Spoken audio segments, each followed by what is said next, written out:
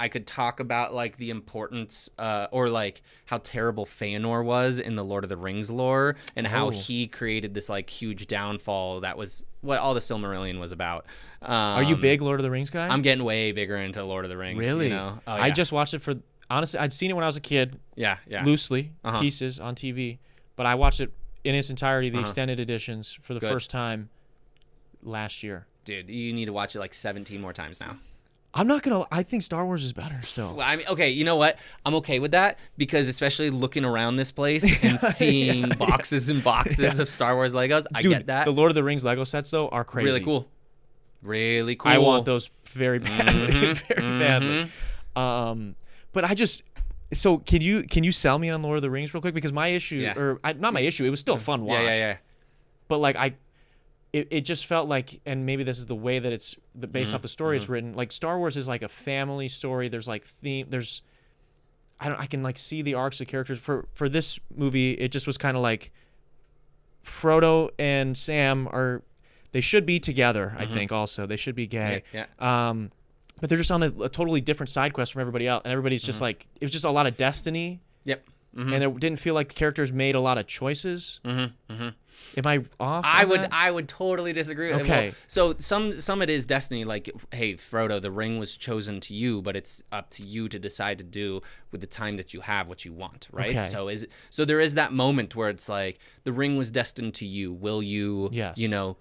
take on that burden, right? Then you could get into this whole like, well, then was everything predetermined? And then we're getting a predetermination Yeah. conversation, and then we're gonna go super far off the rails. Yeah. I think what it's about is like the incredible lore and the backstory to all of this, where everything has like a super strong history. There's really strong ties to all the characters. And Yeah. then I personally love that like kind of medieval fantasy, orcs, elves, swords, bows. The world itself is the awesome. world building. I like what I think is really cool too is how it's like multiple different like races, elves, orcs, men, all coming together to like try to defeat the orcs and Sauron and establish order back within the world, right? Yeah. And I like how there's these like all these different storylines that kind of converge to make to like culminate in the big ending, right? Yeah.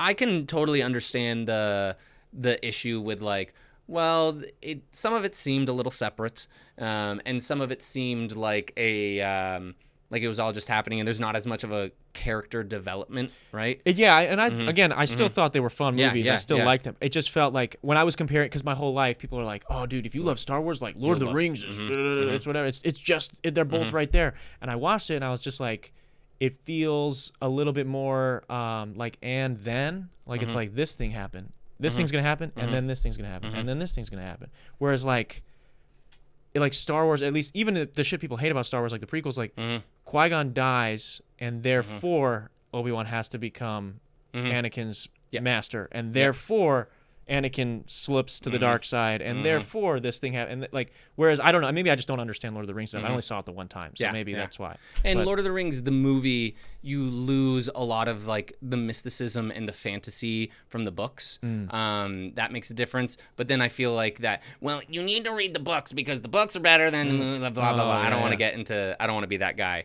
You mentioned the prequels. Yeah. I love Jar Jar. Dude, I never had a problem with it I my love whole life. Phantom Menace. That movie's sick. Pod racing, Really? amazing. Darth Maul, badass. Qui-Gon, sick. I loved that movie growing up, and that was the only one we didn't have on. So we had all of them on Yeah. VHS, or Yeah. no, we had 2 and 3 on DVD, and our DVD for 1 like didn't work for the longest time in my life. So whenever we got episode 1 to work, I was so pumped, dude. Yeah. And Jar Jar, I never had a problem with Jar Jar. People always shit on that movie, and I'm like, no, Phantom Menace is sick. And also, don't you think, I was just talking about this the other day with a friend, is people bitch, and I wasn't there when it came out. So I mean, I was alive, but I wasn't like anticipating it. Like, people shit on the politics of it and like them explaining for like 5 minutes in the beginning of why we're fighting. But then if you like fast forward, like one of the biggest critiques of the newer ones is like, why are they fighting? We have no idea why they're fighting. We have no idea how this happened. Pick one, guys. Pick a complaint. Yeah. And so I think the politics is interesting. It's important. And like the subversion and the different tactics that you have going on. And that's like how really things would happen, is that it's like the politics and people trying to deceive another person. And it's like the cloak and dagger, which is kind of cool, right? Rather than just like your classic like Marvel, like bad guy, heroes, fight, right? There's got to be something more to it, you know? Yeah, I loved Phantom Menace, and I think Liam Neeson was Qui-Gon Jinn. That's got to be one of the sickest castings ever. Great. One of the most expensive castings ever, Really? too. I don't know if you know this. They had to rebuild, I forget what percentage of the sets, because they didn't account for how tall he is. Damn. Okay. So, like, they had to, like, reconstruct, because they still filmed, a lot of people, again, complain that the prequels were so much CGI, but Episode 1 actually has, like, the most miniatures of any film. Okay. And Qui-Gon, like, I don't know, I guess specifically they still had so many on-site, like, real locations for that movie, and because of how tall Liam Neeson is, I guess How tall is he? I think he's like 6'3" or 6'4", maybe. That's not tall enough for me to be like, oh, we gotta rebuild the set. I guess most actors are like 5'8" to 5'10". Is that a thing? Yeah, I'm Tell pretty me- sure. you're Like telling me, Zac like- Efron is like 5'8" or 5'9". But what about like Bradley Cooper? That guy's got to be. Let's see, Bradley Cooper height. I'm guessing 6, flat 6. I'm guessing 6'1". Okay. Okay, let's see Liam Neeson. Yeah. Unless this is just like it was. Yeah, he is 6'4". Okay. I So- mean, that's tall. It's tall. But not like, we're gonna have to. Millions of dollars are gonna go into this. I don't know who they cast first. Maybe Yeah. first. Maybe they cast Ewan first, and everybody Yeah. else, and everyone else is under 6 foot, and they were like, "Shit, we built this wrong." Yeah, and now we got to change it up. Yeah. Do we need to bring this back on? Lord of the Rings. Or no, I was gonna say back on whatever train we were on before we got into Lord of the Rings. No, I do want. I actually give me like your that we can wrap after this. Yeah. Give me your like bite-sized pitch on why someone should get into Lord of the Rings. Why should I go all in on Lord of the Rings? Oh, my friend's gonna watch this and be like, James, you did a shitty job on pitching it. Okay. It is a, and it's gonna sound like every other fucking movie ever made. Okay. So first of all, beautiful lore, beautiful world building. 100% agree. That like the intricacies of the like interactions and relationships between all the characters is so incredible. And having so many different like well thought out races and groups of like beings is really cool to me. It is like one of the greatest iterations of a story of like,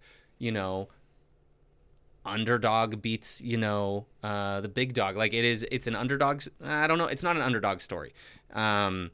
It is where like against insurmountable odds, it was the smallest people, like the hobbits, conquering the biggest, issue and fright and most powerful being in the world. And it's like the strongest things can come from the smallest people. And so that is a million different books and movies and TV shows and tales ever told. Yeah. Right. But I think it was just like beautifully done. And I think like you have to love fantasy. If you don't love fantasy, you're not going to love it. Because if you don't love like weird, like tentacle creatures coming out of the water and fighting and Balrogs and weird mystical creatures, you're just never going to love it. One of my best friends, I'm never going to try to get him to watch Lord of the Rings. Yeah. Not him. If you love like crazy fantasy mystical things, amazing lore, and just like one of the most well-crafted stories of all time about, overcoming insurmountable odds, Lord of the Rings is Lord for of you. the Rings is for you. Fair. I respect that. Thank you. And it was good. I mean, it was fine. I'm not just. You're not saying it's bad. No, I It's wasn't just- saying it's bad. I just Right. thought it was.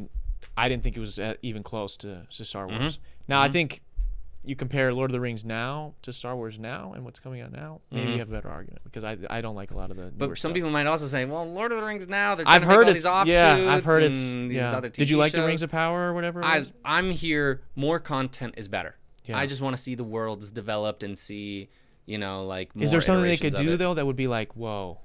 Have they broke any of the lore? Have they retconned anything? Well, yeah, they've done things where they're like the rings of power. So you have like the one ring that everybody's familiar with, but then like rings went to men, elves, dwarves. They changed the order in which those rings were actually made, and there's a certain there's reasons why the rings were made in certain orders in the books. Also, this whole thing, spoiler, with Galadriel having this weird like there's like sexual tension between Galadriel and Sauron or something. There's like this weird romance that doesn't need to be there. Same with having Elrond kiss Galadriel. That was just like, you would never need that to happen. Yeah. These random things. But I get it. They're doing it for like the average viewer, you know, who doesn't know all this other shit and doesn't listen to. They're doing it for the boyfriend or girlfriend that's watching it with their significant other. That's like, this is. I listen to 90-minute Lord of the Rings podcasts, and they break down 4 pages of a book, dude. Like, that's where I'm at. Yeah. You know? Yeah. So she might not be into all that. Yeah. So she's just, well, yeah. I get it. She's just like, you just got to watch it casually, and you want to then see cool battle, and then see like beautiful, like mystical fantasy, like landscape. I get that. What do you say to people that there's a when me, my sister and my girlfriend were watching them for the first time last year, there's people that said or criticize it for there's only, it doesn't pass that film test or the test where it's like 2 women characters having a conversation with each other. The first 3, and we watched the extended ones. Oh yeah. There was never a plot driven or like reason for 2 women to speak to each other, and there's only. Yeah, that never happens. I don't think there ever, other than a child. I think a child talks to her mom in like one. Is the only like a daughter talks to the mom is the only women to women conversation. There's like, if I can think about it, there's Arwen. It's kind of a sausage party. Arwen, Éowyn, and Galadriel are like the only women in that movie. Yeah, in the original 3 movies, right? Yeah. There's like no. There's one mom like peasant that is when they're kind of like back in Helm's Deep and they're scared because they're getting sieged upon. And then there's like a female hobbit who scowls at her husband when the fireworks go off. She goes, I don't have a good answer for that. No, I don't. But it was something that was like, we just thought it was funny while we were watching. Yeah, you're like, wait, there's really nothing. Because everyone said that. I'm like, there's no way. And then we watched the extended, and I'm like, yeah. Oh, okay. It is kind of wild to think about that now, right? There's like how did that even happen? Yeah, but the Rings of Power, I'm sure, is not like that. No, because it's Galadriel. She's the main character, so she is like, and she's such a powerful character in the lore, regardless. Original, so that makes sense, especially all the other books that go into it. So you've read all the books then? I've read the main trilogy. So that's like Fellowship, Two Towers, and Return of the King. Read The Hobbit, reading the Silmarillion. That thing's like a fucking beast. That's tough to read. Yeah. And then there's like a bunch of other books that I haven't read yet. Who's your favorite character? Ooh. And why? I like Merry and Pippin in the same sense of like they're a little comedic relief. They get into some tomfoolery. Yeah. Kind of like a Jar Jar in that sense, where most people might write them off or be like, what the fuck are they doing? They rock with the trees, right? They rock with the trees, dude. The Ents are sick. Yeah. Those are pretty badass too, you know? Those were sick watching on the first watch. Yeah. So I'd just say Merry, Pippin. Sam is the truest hero of all, you know, him just being like by Frodo's side no matter what. Yeah, I remember watching that, like, and we were shipping them the whole time we were watching it. But also, like, I'm like, dude, Frodo sucks. He blows ass. Yeah, he's being a terrible friend. He's so bad. He sucks ass. He's like the opposite. Like, people criticize the new Star Wars films for maybe Rey being able to do everything. Like, she's just super capable. Yeah. Frodo is the antithesis of that. Like, he's the opposite, complete opposite. Can't do anything. Can't walk in a line. Yeah, I know. He just falls randomly, and Sam's always picking him back up. It's like, I love you, Frodo. Right? Like, okay, so this is becoming a Lord of the Rings podcast, which this is not what it is. Well, no, I got something for you, being a Star Wars fan. Yeah. I went to school with Jed Lucas, George Lucas's son. He went to my high school. George Lucas has Skywalker Ranch, which is this huge compound in a beautiful hiking area right next to this really popular trail called Big Rock Ridge. And you can hike up Big Rock Ridge and then look down into Skywalker Ranch. And George Lucas has a huge ass property, and he's bought a lot of the surrounding land, so you can't like meddle with it. Yeah. But you can see, you know, his home. It's beautiful. It's super cool. And then he has another home. And the reason I know that this thing exists is I'll talk to you about it afterwards. Okay. But he has a Ewok hut in one of his other homes in like a tree house Ewok Like hut. an actual tree platform Ewok hut. Yeah. That's so badass. Yeah. I've seen it. People hate the Ewoks too. I didn't hate the Ewoks at all. Why would you hate the Ewoks, dude? People hated them when they came out. They're so cool. And they're badass. They're these little creatures that are overcoming odds, and they're doing whatever they can to fight for. I mean, that's the same thing with Lord of the Rings, Star Wars. You have so many different like beings and different like people. Incredible world building in both cases. Great world building. But yeah, George Lucas, his son. I went to high school with his son. Wow. Yeah. That's cool. Yeah. Was he cool? Was he okay? I didn't know him. Oh, okay. But like I think he was a senior when I was a freshman. All right. But you just know, like, oh shit, that's George Lucas's son. Yeah. Did he walk different? Did he I don't smell really different? remember. Did he wear the same? Did he wear like a plaid button up like George? Did he look like George Lucas? He didn't look like George Lucas. Damn it. That'd have been cool. And I'm pretty sure his name was Jed, which is crazy because that's just one letter away from Jedi, which is crazy to like name your kid like almost Jedi. Yeah. That's a lot.